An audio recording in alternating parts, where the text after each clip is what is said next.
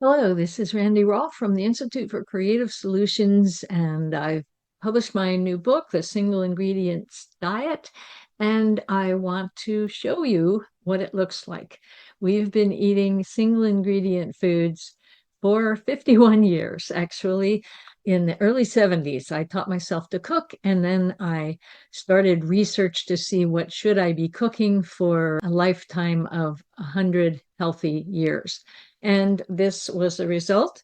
We have a wonderful dinner every night, and it's always organic and home cooked, unless we've gone out with friends or to a restaurant.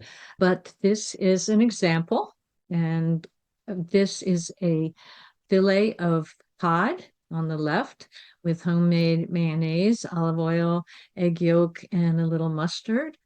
And then the capers on top and spinach, just quickly steamed in a little saucepan, and cut up baby potatoes that have been sauteed in butter and coconut oil, and then the cherry tomatoes to add color and more nutrients.